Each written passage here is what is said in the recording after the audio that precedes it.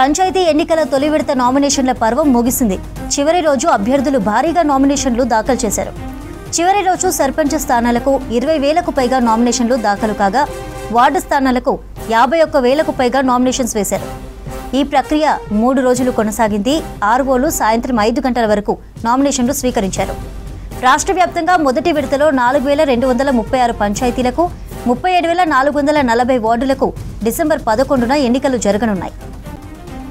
ఇక ఇవాళ ఆదివారం నామినేషన్ల పరిశీలనకు అధికారులు ఏర్పాట్లు పూర్తి చేశారు. సాయంత్రం 5 గంటల తర్వాత స్క్రూటినీ పూర్తయ్యాక చెల్లుబాటయ్యే అభ్యర్థుల జాబితా రెడీ చేస్తారు. తిరస్కరణ నామినేషన్లపై అప్పీల్ చేసుకునే అవకాశాన్ని కల్పించారు.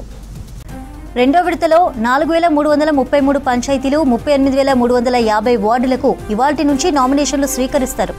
డిసెంబర్ 2 వరకు నామినేషన్ల స్వీకరణ, 3న పరిశీలన, వీటిపై వినతులకు 4 వరకు అవకాశం ఇచ్చారు. ఇక డిసెంబర్ 5న స్క్రూటినీ, 6న నామినేషన్ల ఉపసంహరణ, అదే రోజు అభ్యర్థుల జాబితా వెల్లడిస్తారు. వచ్చే నెల 14న పోలింగ్ ఉంటుంది. అదే రోజు విజేతలను ప్రకటిస్తారు.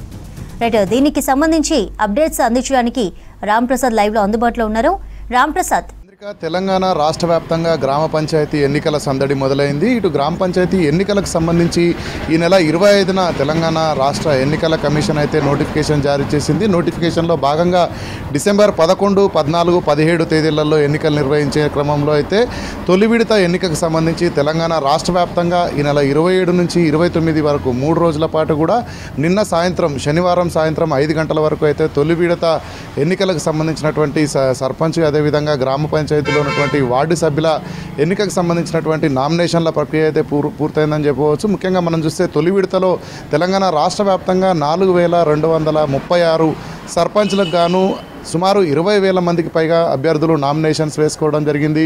అంతేకాకుండా ఇటు వార్డు సభ్యులను గమనిస్తే ఇటు 37,333కు సంబంధించినటువంటి వార్డు సభ్యులకు గానైతే మనకు మొత్తంగా 51,000 మందికి పైగా కూడా నామినేషన్లు దాఖలు చేసినట్లయితే మనకు ఎన్నికల సంఘం నుంచి ప్రత్యేకంగా సమాచారం తెలుస్తూ ఉంది. ముఖ్యంగా దీనికి సంబంధించి ఈరోజు నిన్న నామినేషన్ పూర్తయిన అనంతరం అయితే ఈరోజు దానికి సంబంధించినటువంటి పరిశీలన అయితే కొనసాగబోతుంది. ఈరోజు ఆదివారం అయినప్పటికీ కూడా ఈరోజు ఉదయం నుంచి సాయంత్రం వరకు ఇటు అభ్యర్థులకు సంబంధించినటువంటి పరిశీలన ఉంటుంది. పరిశీలన అనంతరం అర్హులైనటువంటి అభ్యర్థుల జాబితాను ప్రకటించడంతో పాటు తిరస్కరణకు గురైనటువంటి అభ్యర్థుల జాబితాను కూడా ఈరోజు తెలిపేటువంటి అవకాశం ఉంది. దీనిపై రేపు అభ్యర్థులు అప్పీల్కి వెళ్ళేటువంటి అవకాశం కల్పించడంతో పాటు మనం చూస్తే డిసెంబర్ 2వ తేదీన దీనికి సంబంధించి ఉపసంహరణకు సంబంధించినటువంటి ఒక దరఖాస్తులను కూడా ఎన్నికల అధికారులు అయితే తీసుకునేటువంటి అవకాశం ఉంది. సో మనం ముఖ్యంగా చూస్తే ఈ రోజు నుంచే మళ్ళీ 2వ విడత ఎన్నికలకు సంబంధించి తెలంగాణ రాష్ట్రంలో ఉన్నటువంటి